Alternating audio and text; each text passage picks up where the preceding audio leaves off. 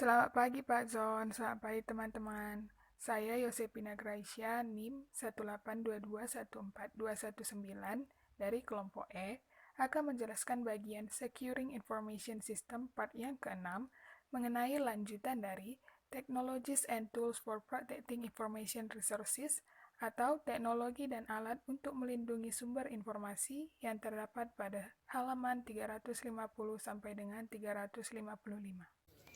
Memastikan ketersediaan sistem. Karena perusahaan semakin mengandalkan jaringan digital untuk pendapatan dan operasi, mereka perlu mengambil langkah tambahan untuk memastikan bahwa sistem dan aplikasi mereka selalu tersedia. Dalam pemrosesan transaksi online, transaksi yang masuk secara online segera diproses oleh komputer. Perubahan multi-dinos pada database, pelaporan, dan permintaan informasi terjadi selalu instan. Pada gambar public key encryption, akan dijelaskan mengenai sistem enkripsi kunci publik dapat dilihat sebagai serangkaian kunci publik dan pribadi yang mengunci data saat dikirimkan dan membuka kunci data saat diterima. Pengirim menemukan kunci publik penerima dalam direktori dan menggunakannya untuk mengenkripsi pesan. Pesan dikirim dalam bentuk terenkripsi melalui internet atau jaringan privat. Ketika pesan terenkripsi tiba, penerima menggunakan kunci pribadinya untuk mendekripsi data dan membaca pesan. Pada gambar selanjutnya, terlihat gambar mengenai sertifikat digital yang membantu menetapkan identitas orang atau aset elektronik. Mereka melindungi transaksi online dengan menyediakan komunikasi online yang aman dan terenkripsi. Sistem komputer yang toleran terhadap kesalahan berisi komponen perangkat keras, perangkat lunak, dan satu daya yang berlebihan yang menciptakan lingkungan yang menyediakan layanan berkelanjutan dan tanpa gangguan.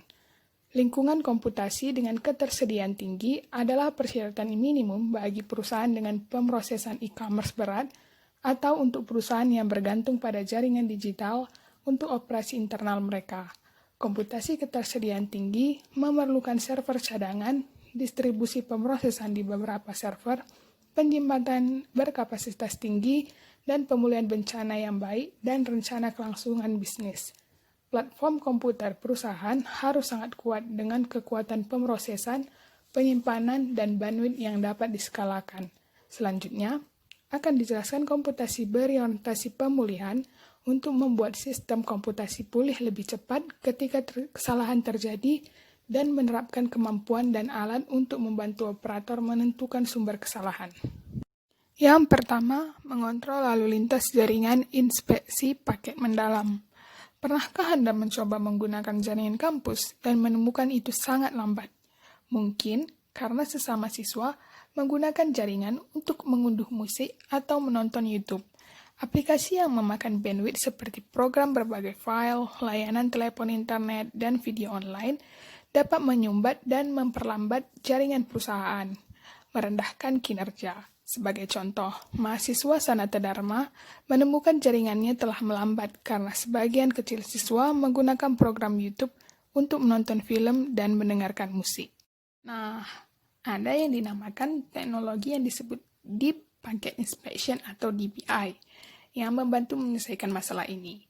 DPI memeriksa file data dan memilah materi online berprioritas rendah, sambil menetapkan prioritas yang lebih tinggi ke file yang penting bagi bisnis. Berdasarkan prioritas yang ditetapkan oleh operator jaringan, ia memutuskan apakah paket data tertentu dapat berlanjut ke tujuannya atau harus diblokir atau ditunda sementara lalu lintas yang lebih penting berlangsung. Menggunakan sistem DPI dari Alert Communication, Bold State dapat menutup jumlah lalu lintas berbagai file dan menetapkannya prioritas yang jauh lebih rendah. Lalu lintas jaringan pilihan Bold State dapat mempercepat. Yang kedua, keamanan outsourcing. Banyak perusahaan, terutama bisnis kecil, tidak memiliki sumber daya atau keahlian untuk menyediakan lingkungan komputasi ketersediaan tinggi yang aman sendiri.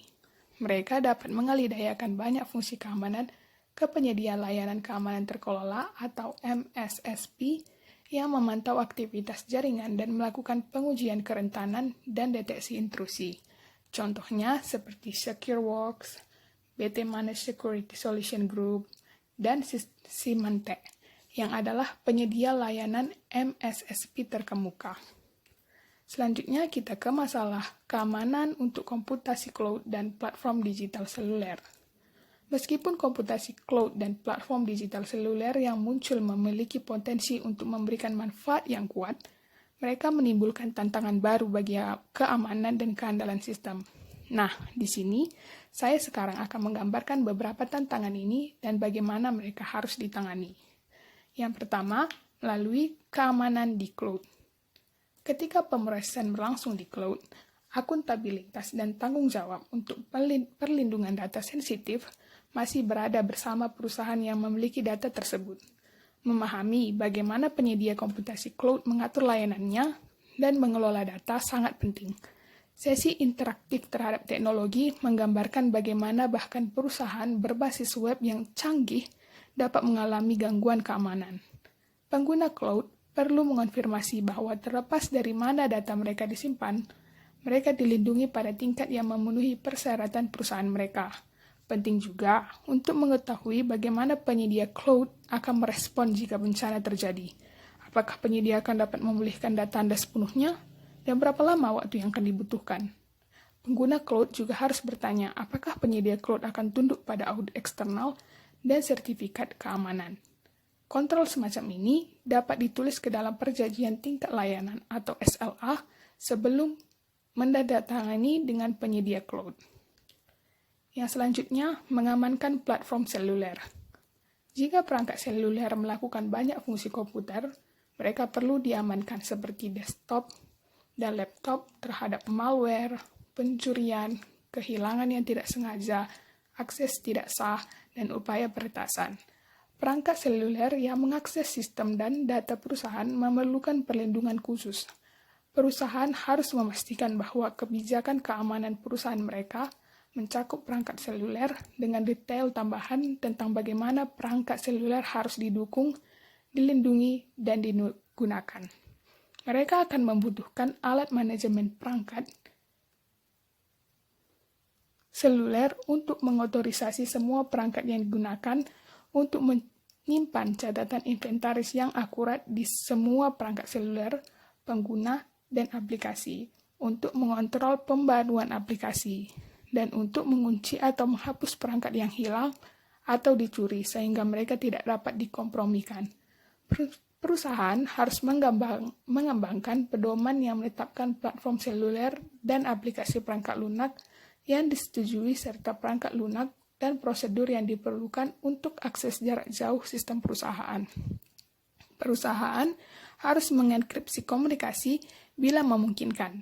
Semua pengguna perangkat seluler harus diwajibkan untuk menggunakan fitur kata sandi yang ditemukan di setiap smartphone.